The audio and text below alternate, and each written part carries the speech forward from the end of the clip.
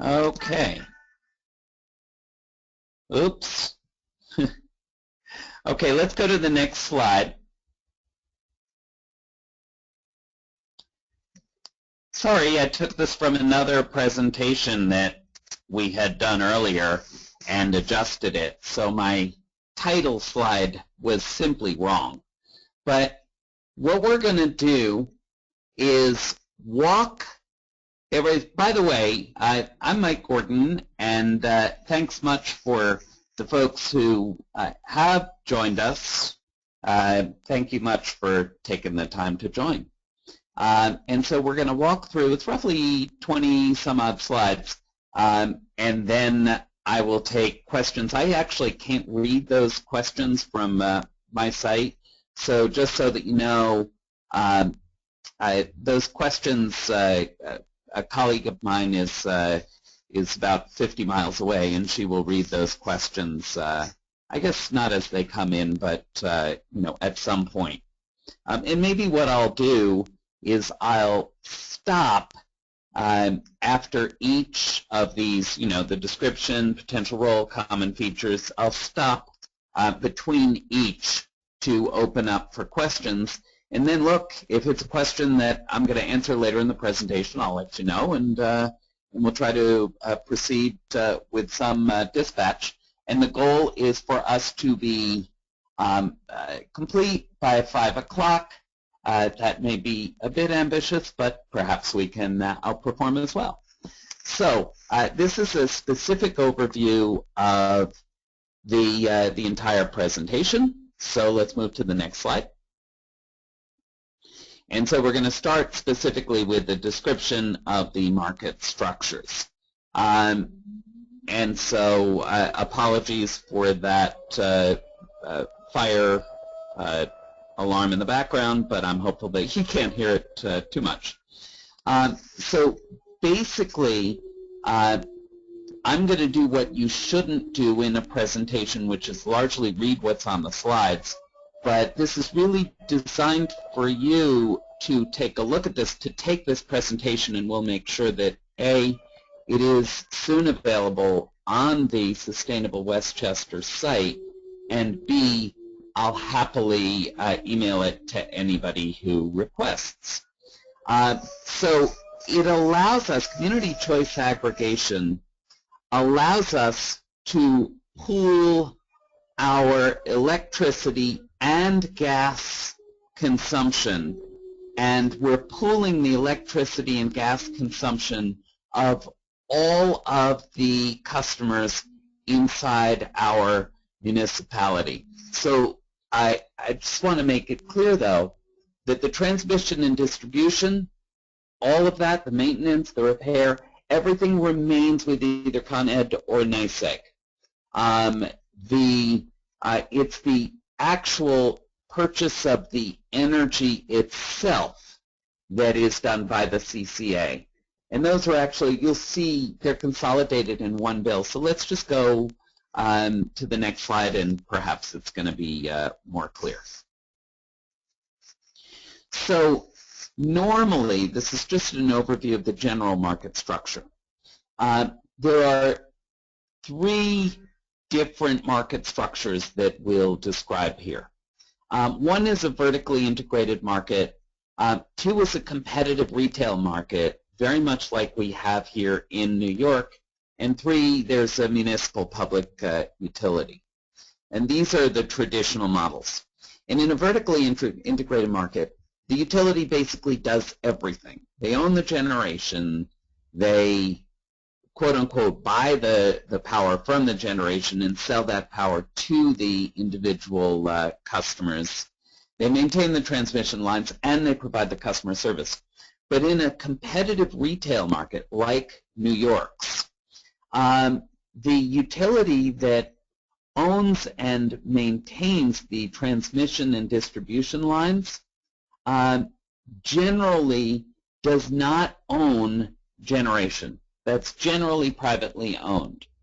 And then the private companies, or private competitive companies that are purchasing the power from the generators and selling that power to consumers. It still runs over the same utility lines. Everything is the same in terms of customer service and reliability, but those private suppliers are purchasing and selling that power.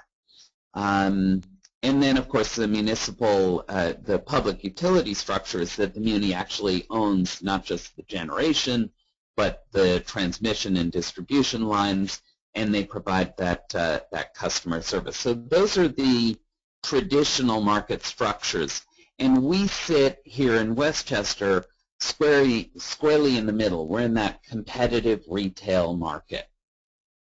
Okay, so let's go on. Now, the difference between the addition that we now have with community choice aggregation is that we're actually, for municipalities that choose to engage in community choice aggregation, the default provider becomes the CCA, not the utility. Because in the current market structure, if you don't specify who you want to be with as a supplier, you default to the regulated utility, which, by the way, doesn't want you. They're precluded from making any money on actually providing you with supply. They make money on the poles and wires, in essence.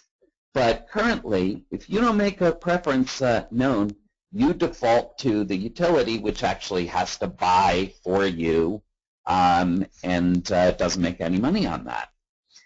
However, with community choice aggregation, any municipality that chooses to can become a member of the community choice aggregator, and all of the folks in that municipality default to being served by the community choice aggregator rather than the utility.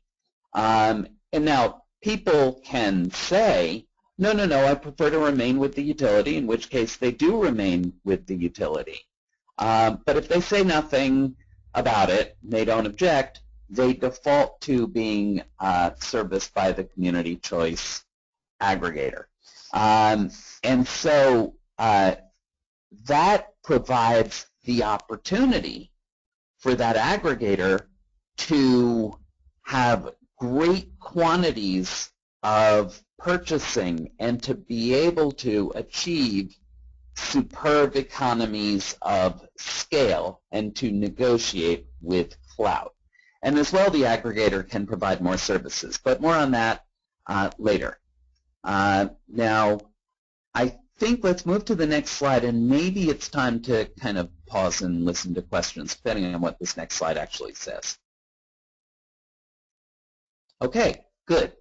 So now let's stop, and Haley, if you can read off any questions that folks have at this point, we can answer those questions, and then I'll move on to the next. Okay, great. So it looks like in terms of questions, we have one that says, in discussing pooling all customers, do you mean that all are not presently contracted? All are not, repeat that, all are not presently contracted. Yeah, so that's a good question, and I think I know what you're asking. So I just want to, it's a good question if I know what you're asking. So basically, if a customer has already contracted with one of these competitive suppliers, they will not be automatically moved in a community choice aggregation setup.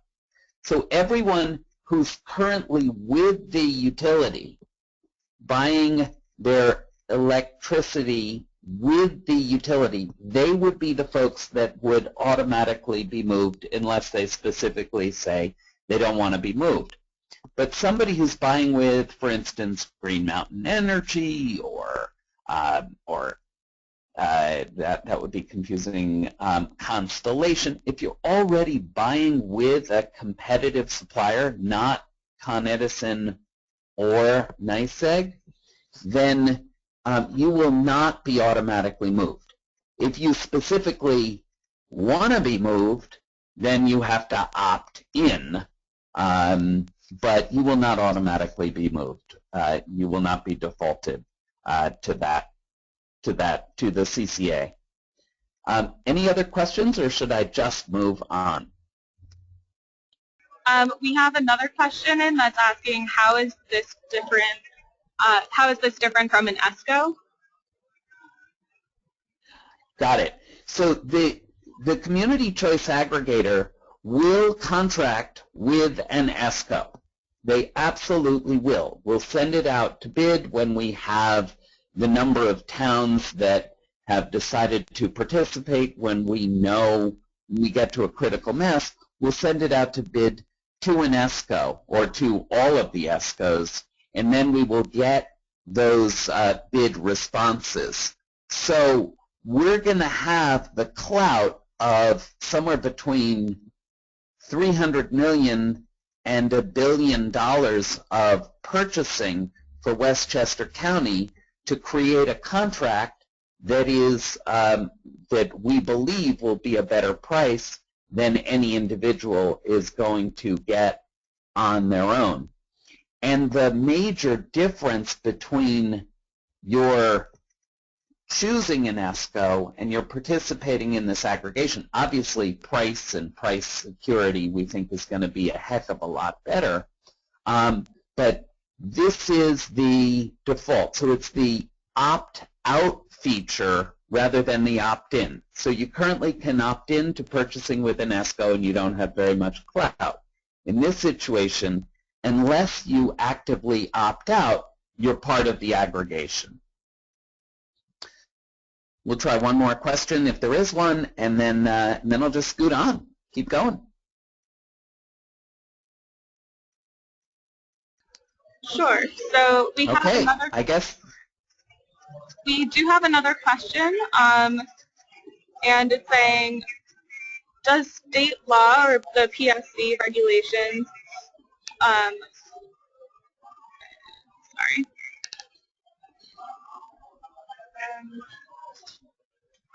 you know, it looks like there's a bunch in here actually right now. So Mike, why don't we save some of this for later in the presentation, and you can continue onwards now.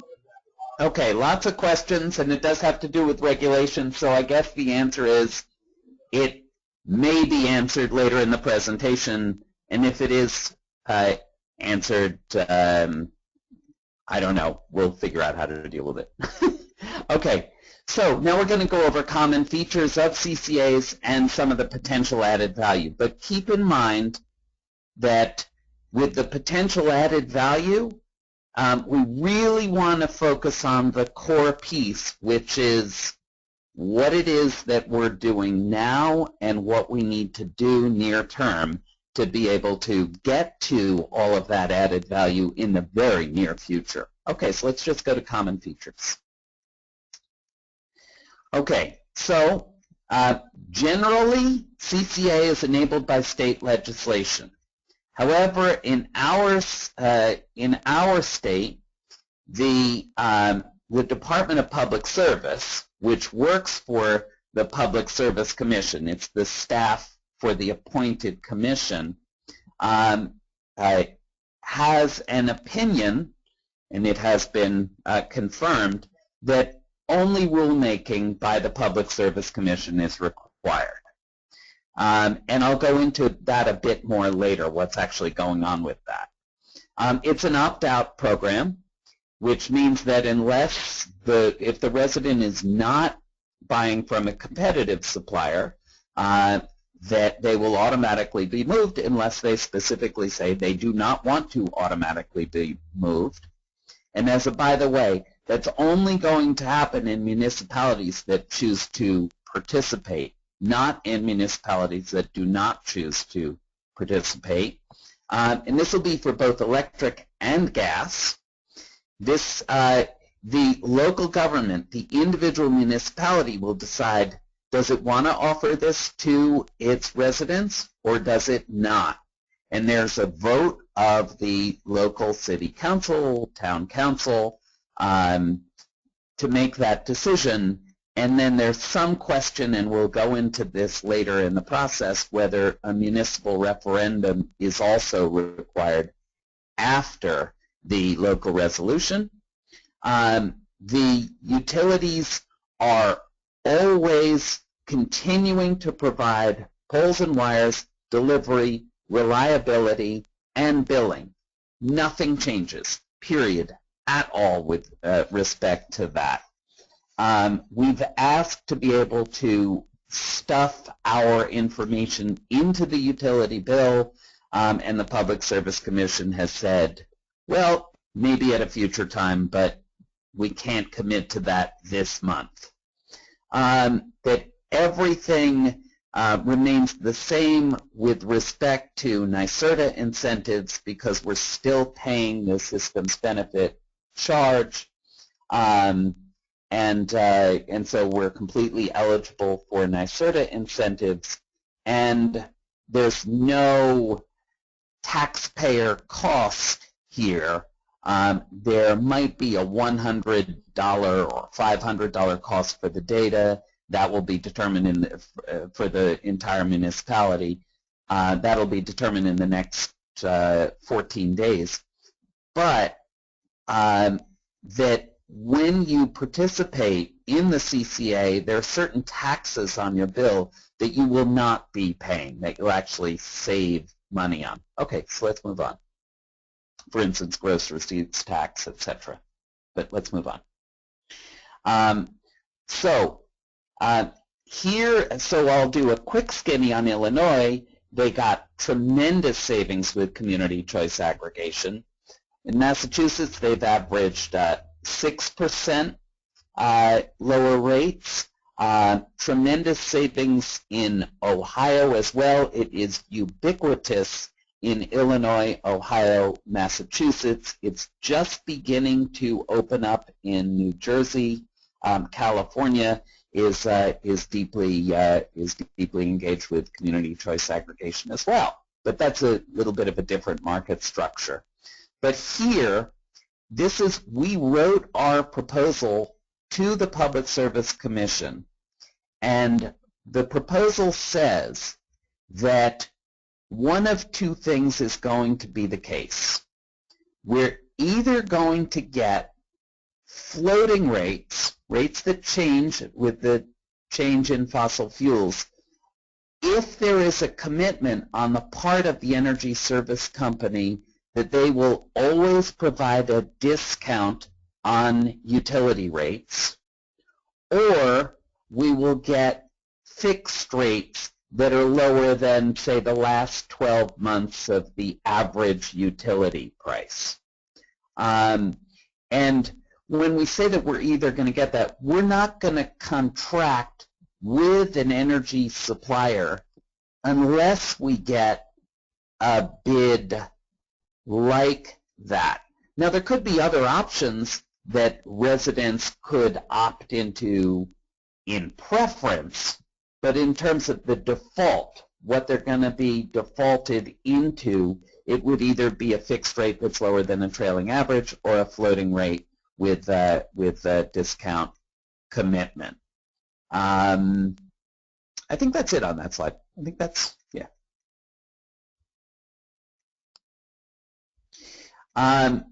So now let's explore, and I'm gonna try to go through this reasonably quickly because I want to underscore again, this is something that we are absolutely going to get to very shortly, but it's not the thing that we have to focus on today or this week. But anyway, having said that, I think it's important to say that this is about more than just savings. It's about more than just locking in low rates. It is about each of those things, but it's about more than that. And if you look at Marin, it's $100 million bought locally, and it generates local value because it's bought locally. They can actually direct their purchase to local power plants, for instance, and to renewable power plants.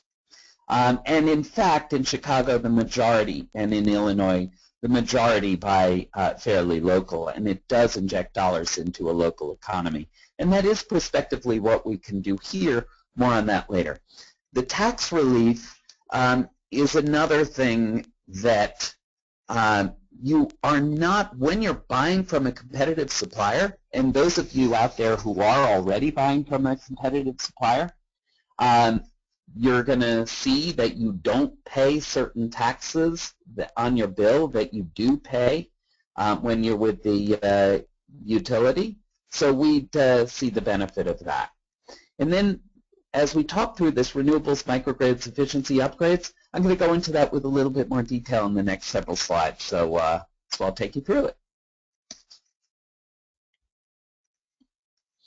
So here's an example of, and this is in San Anselmo, and they had their 20 by 20 goals, and to reduce emissions by 20% by 2020. And if you look at what Marin contributed by simply directing their purchases toward clean supply, you see how that contributed to their 20 by 20. So let's keep going. That's that very large orange bar.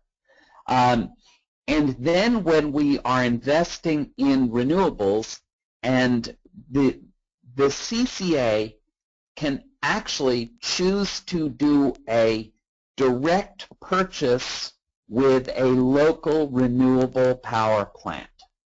And so we could actually commit to buy from that renewable power plant for a number of years, and that can actually, that commitment, which is a PPA or a power purchase agreement, actually can allow a drawing board renewable power plant to use that power purchase agreement, to use our commitment to buy from them at a set rate, to actually get financing to build that renewable power plant. And then you see the jobs per megawatt for the renewable, and this is from a Berkeley study comparable to coal or to natural gas. Let's move on. And now this microgrid, because we've got so much noise about microgrids, I want to underscore that we're putting in now proposals for feasibility studies. I expect we're going to get a number of them from the New York State, from NYSERDA. And they see community choice aggregation, so we're still going to get those feasibility studies funded. That's going to happen, and it's going to happen independent of community choice aggregation. However, the next phase is, are you going to be able to build what it is that you study? And the next phase is $1 million planning. And a critical piece there is going to be, is it likely to be cost effective to build the microgrid? And I want to explain why, with a municipality that is engaged in community choice aggregation, it's far more cost effective to build a microgrid than with a municipality that's not. So the first thing is that any power plant that's far away from its customer or that sells into the general statewide market, they get a transmission loss penalty. It's roughly 8%. So a power plant that's selling, that has the ability to generate 100 megawatts, actually can only sell 92 into the general power grid. But if that power plant is actually in a direct arrangement with some local buyers, with some buyers which are close to it, it reports on that direct arrangement to the state grid operator, and the state grid operator calculates the distance between the power plant and who's buying from that power plant. And if that distance is close, that transmission loss penalty is less or it's zero. And so the power plant ends up being able to sell closer to its full 100 megawatts, and therefore it can offer that 100 megawatts at a lower price than it could have offered if it's only able to sell 92. And so what I'm averring here, and by the way, it's been confirmed by NYSERDA that they are very excited about our ability to pass CCA. Specifically, the microgrid leadership at NYSERDA is very excited because they see tremendous potential in CCA for making microgrids more viable. Because now you've got more of a critical mass which is buying locally, and you can actually connect that, connect the buying with the local power plants. And if the local power plants don't exist, you can use that buying to actually finance the development of local renewable power. Now, I know that people tell me that I sometimes speak Greek, and I don't know if I'm speaking Greek now, but I'm trying to say clearly, and since I don't have access to read the questions on the spot, I don't know how Greek-ish I have just sound. So let's move on to the next slide, and we'll find a natural point for us to stop to take questions. Keep going. Now the additional thing is that with a microgrid, you can actually sell in all sorts of the ability to dynamically control what you're consuming. And in fact, with CCA, we'll be able to apply for all sorts of opportunities to actually reduce some of our price that is unavoidable, particularly in a microgrid. And I think that I won't go into detail on this because this is a later stage process. By later stage, I mean 2 or 3 months from now. I don't mean, 2 or 3 years from now. It's a pretty simple, straightforward process. But we'll talk about that at a future date. I don't want to go into real detail on this. Great benefit, but more than what we're focusing on right now. Let's go to the next slide. And now the third benefit that we explored there is that with CCA, with Community Choice Aggregation, we can actually create an energy efficiency fund.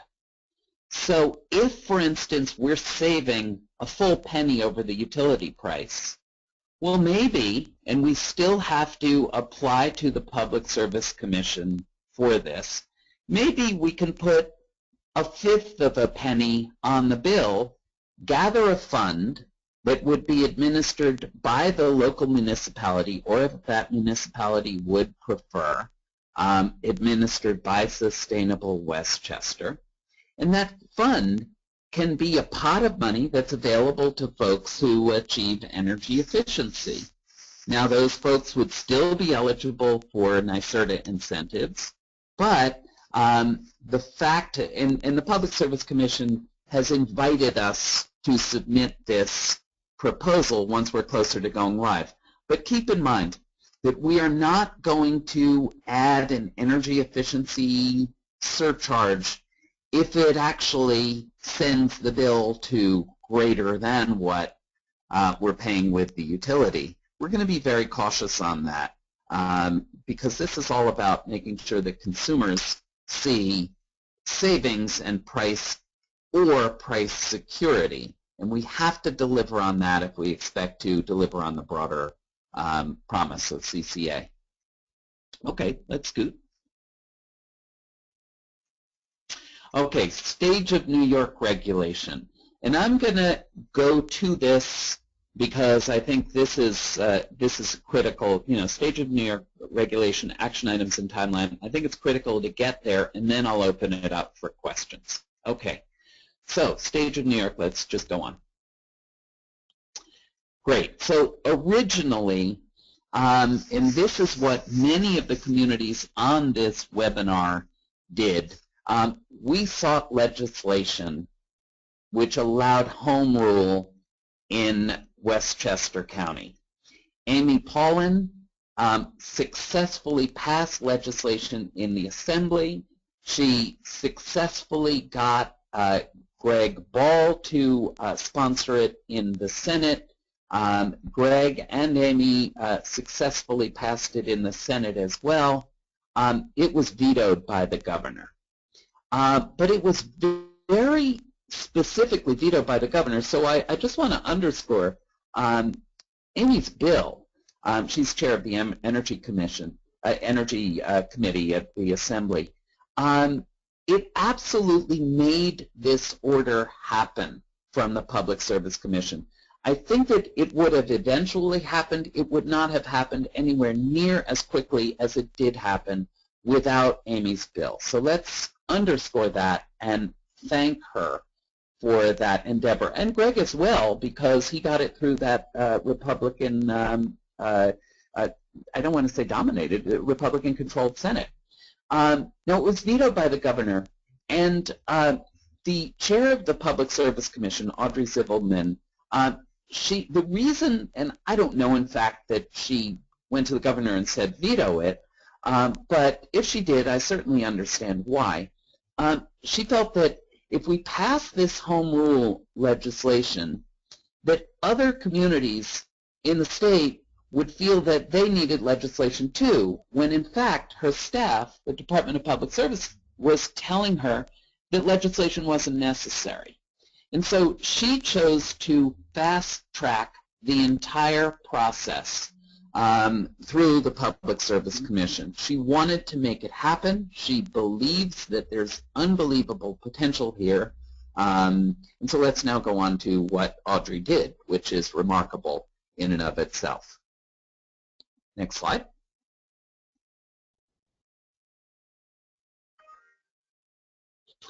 So now, gulp, I'm going to take you through this. And yes, it's a little bit, I'll go through this in some detail. So we can implement these structures.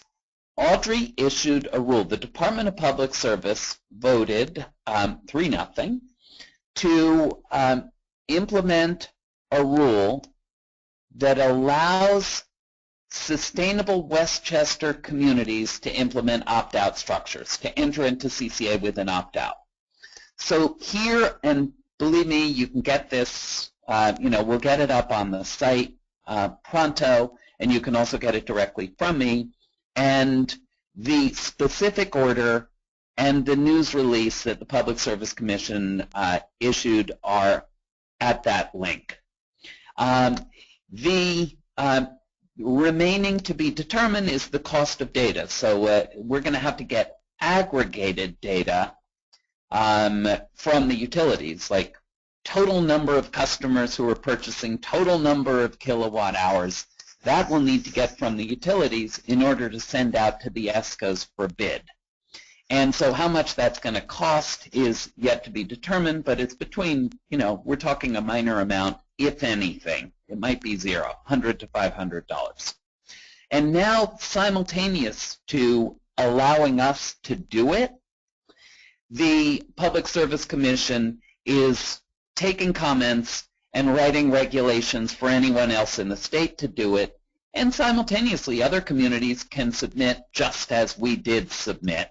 It just would likely be a substantial, it probably takes 60 days from submission to approval, but it has to be well designed to actually get that approval. So it's not going to be easy for other municipalities outside of Westchester to submit, but they can if they do it well. So now, as far as the municipalities are concerned, we're all free to pass local resolution and to get it rocking. Now, some municipalities may choose, even if we don't need a referendum, to have a referendum to get that public engagement. It really is municipality by municipality choice. With respect to what Sustainable Westchester is doing, is obviously we're orienting and we're seeking municipal resolutions, and that's what I'm doing here in the continued process. We're trying to decide a deadline on the first round of municipalities, and the reason there is some time sensitivity, and I will explain why in a future slide. We're preparing to hire staff, and we are applying to the commission to say, tell us what small commercial means. And as large as we can go is how we intend to proceed. If we can actually get demand charge commercial customers, it would be superb. And we are also simultaneously seeking clarity with the Attorney General on whether a referendum is required. It's our opinion, and Dan Korost has prepared this request for a preliminary opinion of the Attorney General's office. Dan Korost has done a superb job on this with Sustainable Westchester, and that's ready to go. So we're expecting that advisory committee opinion, but we need some action, and I'll explain what. Let's keep going. Oops. Okay.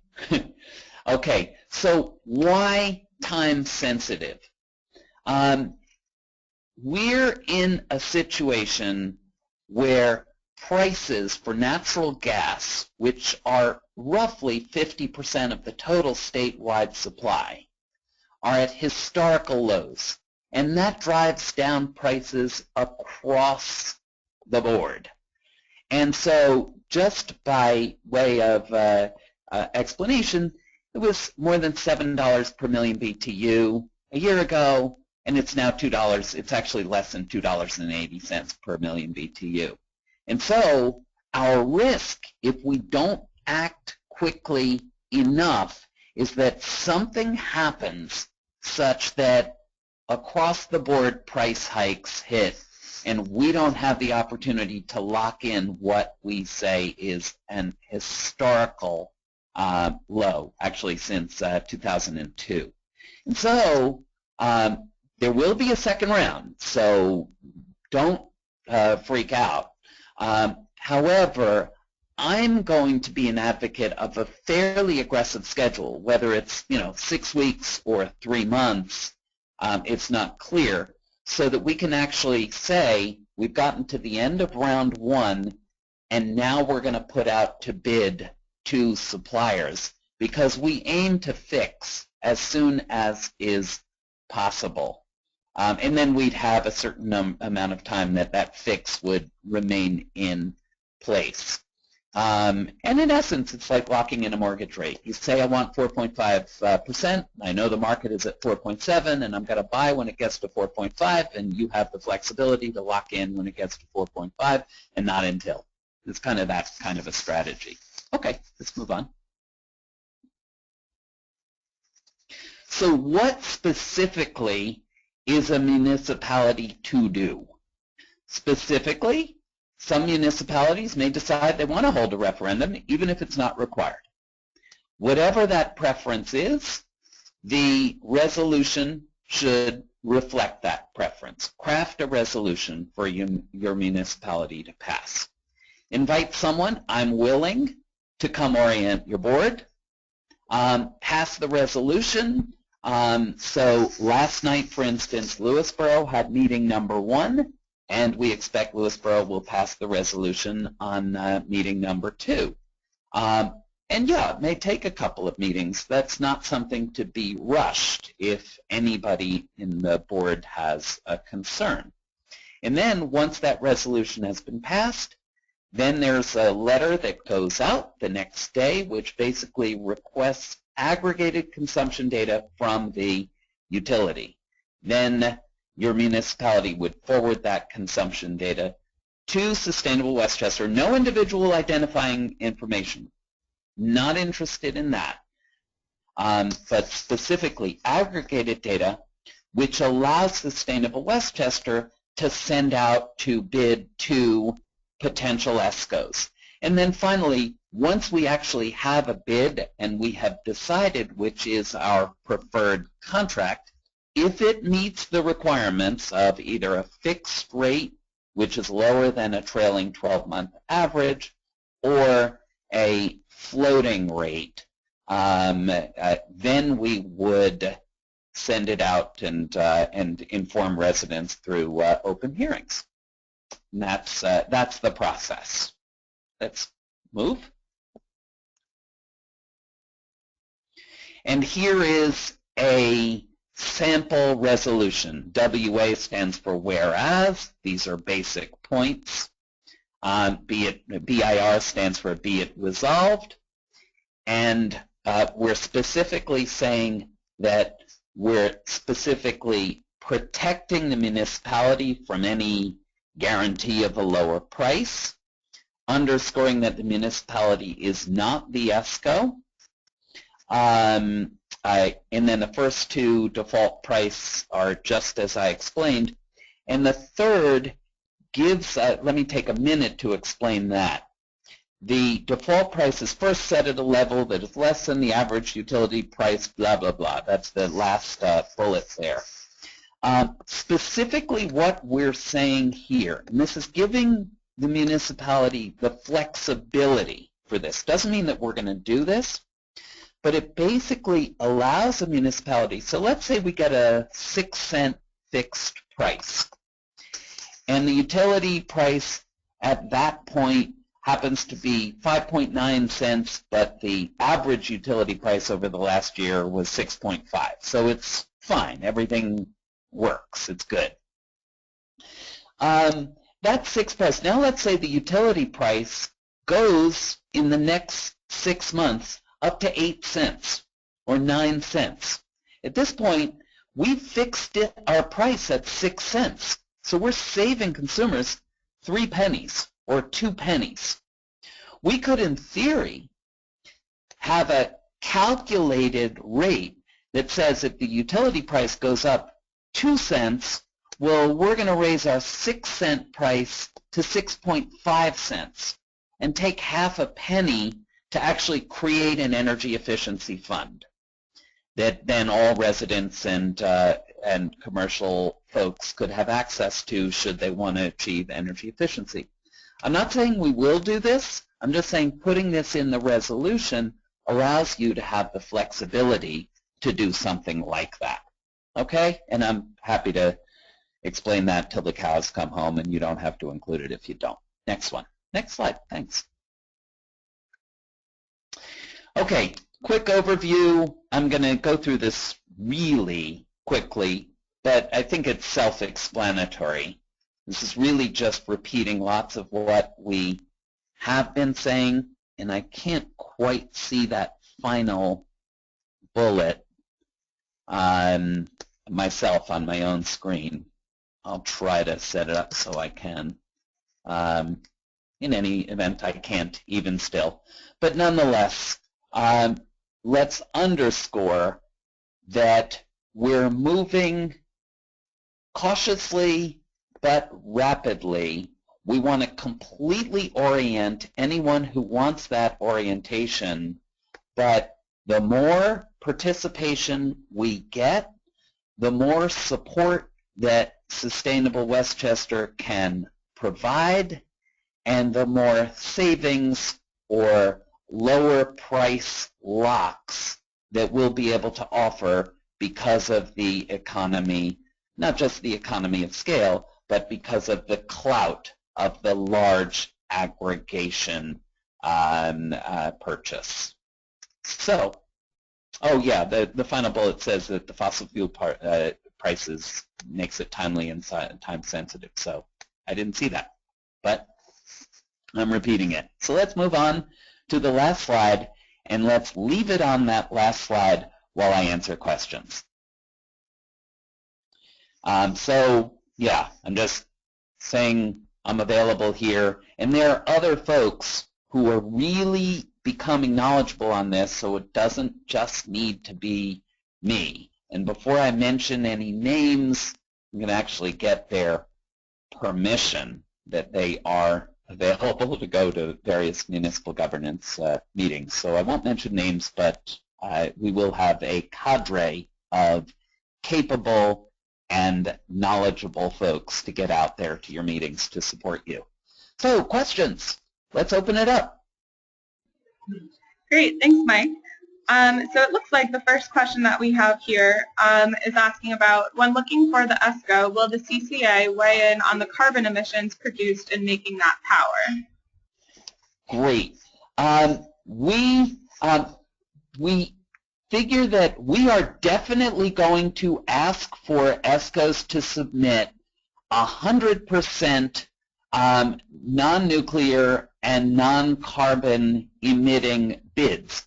Now, that would be something that they would submit along with their other bid as well, their most aggressive bid, if that is not their most aggressive bid. So we are going to be asking for that as a piece of the submission. We may, and particularly if municipalities want it, be asking for some, kind of a light green product, which is, limiting the emissions to a certain amount. If a municipality wants to actually do 100% of the folks doing 100% green, they may. That's actually an option.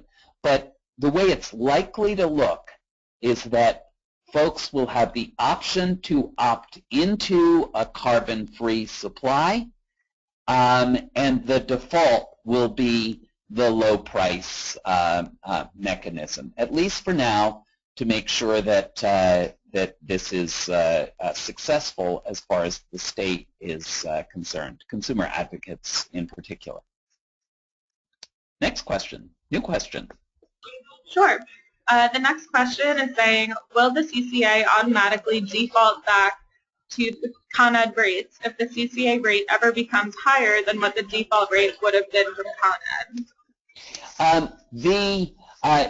We're going to go with something that's either committed to be lower or fixed.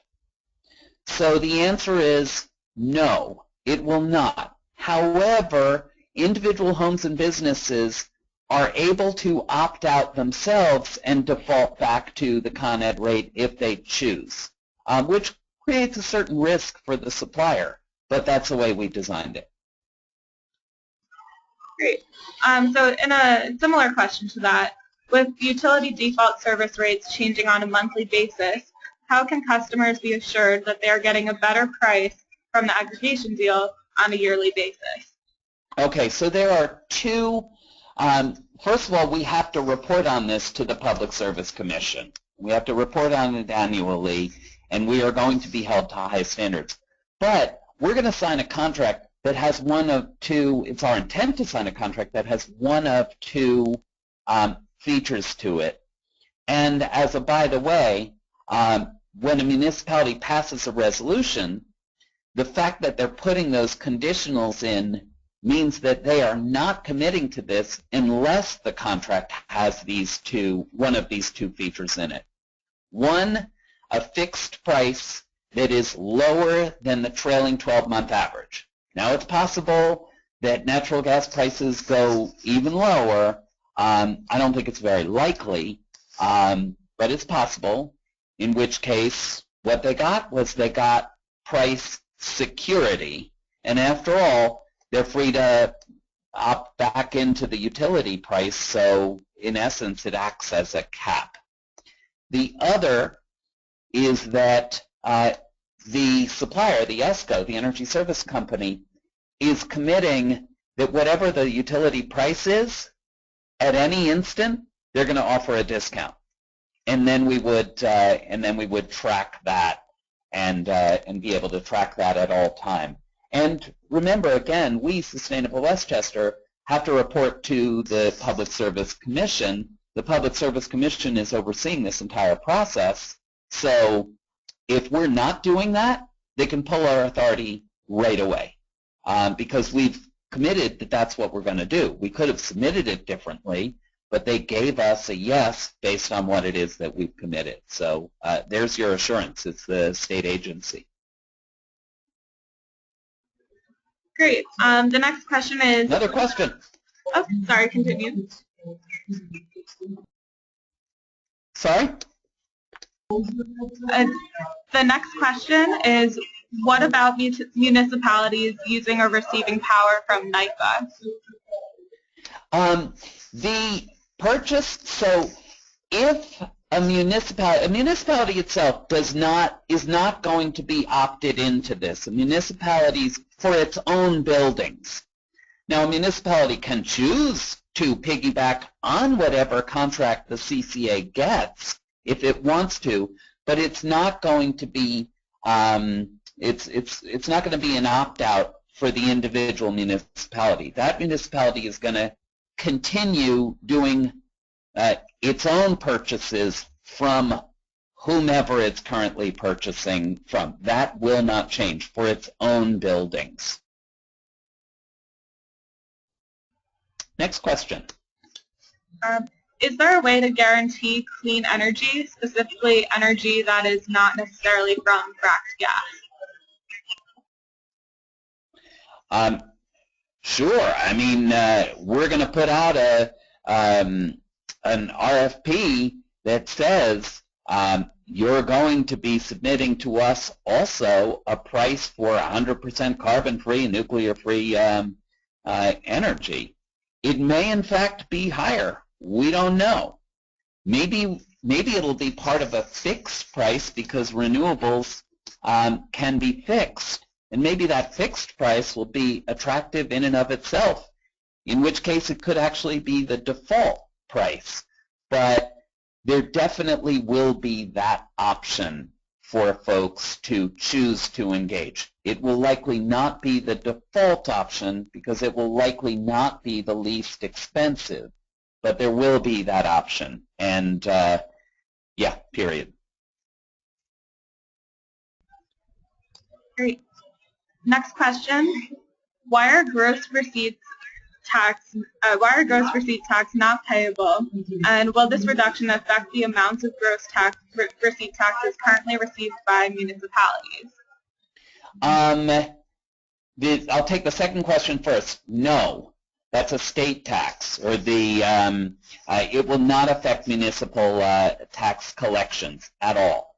The second piece is that as a matter of state policy, the state government would like to encourage people to purchase from competitive suppliers because of all of the economic activity that it creates, and without any consequence on reliability. In fact, with an enhancement of reliability, because the utility can stick to its knitting, as they say, and focus on the poles and wires.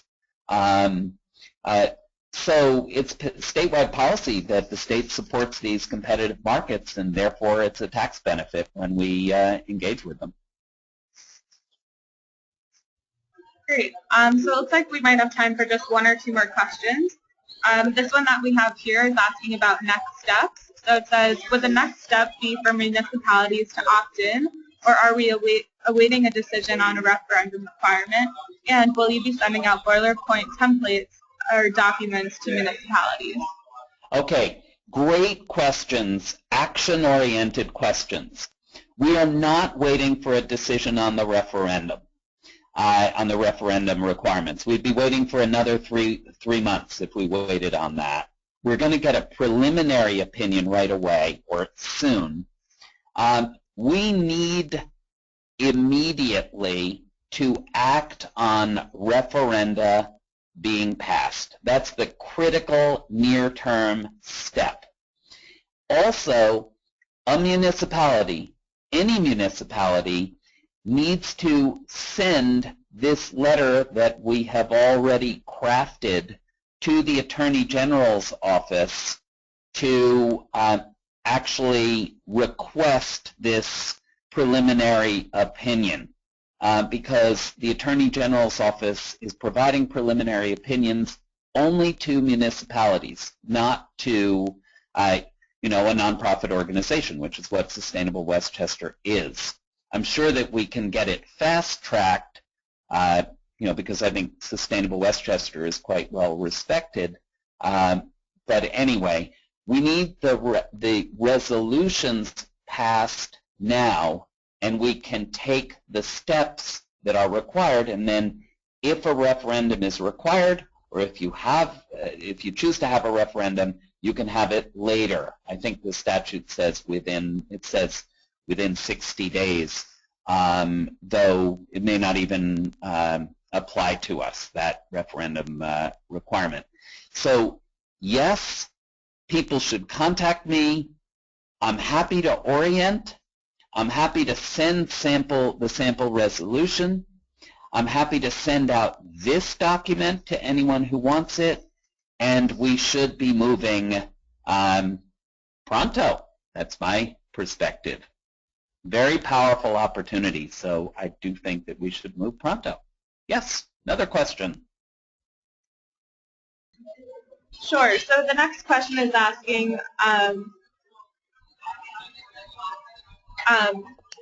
how, if at all, would local renewable energy affect future pricing? Likely beneficial, because renewable is fixed and we have great opportunities. The cost of renewables is largely fixed, and we have superb opportunities, and I can explore it in some more depth, to support the development of local renewable through community choice aggregation, kind of akin to how we support the development of microgrids through community choice aggregation. It ends up being a win-win from a dollars perspective for the local renewable and for the community as well. And as a by the way, well, you know what? I'm not going to confuse. I was going to say we can put in a proposal to the Public Service Commission for a community solar, but I think that that's something for a future webinar to go into some depth on. Other question? Haley, how many do we actually have? How many additional questions do we actually have, so that I get a sense? Because I really am open to getting into this and explaining this to folks further on the phone should they have specific questions, but I'm just wondering how well we've answered people's concerns. Sure. It looks like we definitely have several more questions here. So perhaps we have these on file, and we could, Mike, if you'd like, you could reach out to these folks and follow up and dig a bit deeper into answering some of these questions. It looks like we are just about time. Mike, would you like to answer one more, or shall we end it at that? I'll do one more, and then I will say that we'll create a frequently asked questions document to distribute as well. And I'm perfectly happy to speak to people individually. Okay, so let's squeeze one more in.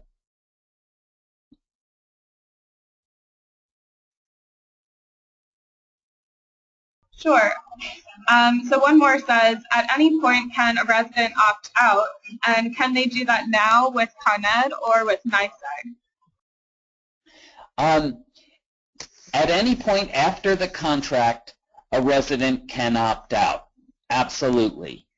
Can they now say ahead of time, I'm opting out of this in the future no matter what the deal is? No, they have to really, get notification of that deal and then decide that they want to opt out. But they can also, they can opt out within the window, but also, interestingly, the way it's structured is, 6 months later, they can opt out, which maybe is not the best for the suppliers, but they can opt out literally at any point in that contract period. There's no penalty. At least we have not designed it with a penalty to date. I guess that's it, unless you want to squeeze in one more question, Haley, and then I really think that we should hold close to time. Let's do one more question, and then I'll just wrap it up. Sure. So the last question is asking about CCA, and it appears to be defined at a state level. This presentation is focused on Westchester, so how does this presentation and its assertions affect the other regions of New York? Okay, super. Thank you very much. I want to underscore, I did not underscore this from the beginning. I am personally ready to support any community outside of Westchester to actually go through precisely the process that we have gone through to get it from commission petition to approval to fruition. Very happy to do that. And the commission has invited these kinds of submissions, but they need to be wise and understanding of the market with an overarching plan on how to create additional value beyond simply savings or price lock-ins, because ultimately the commission and the state sees it as an opportunity to encourage not just economic development and savings, but also to encourage clean energy, to develop clean and local energy. I am completely delighted to do that myself, and in fact, one county has reached out, and another city has reached out, so I'm happy to do that, and in the process of doing that, would love to support this in an ongoing manner, apart from Westchester. Within Westchester, of course, you know, that is my responsibility as a member of the board of Sustainable Westchester, and I'm delighted to do it. And I guess we'll close with that. That's superb. I hope folks call me from outside of Westchester so I can as well supercharge that process for the rest of the state. I'm really pleased that folks chose to join us here today. Very helpful. And I stand prepared to support you in your near-term, middle-term, and long-term asks. And there's the contact info. Thanks much again. Thank you, Haley, for supporting this entire thing.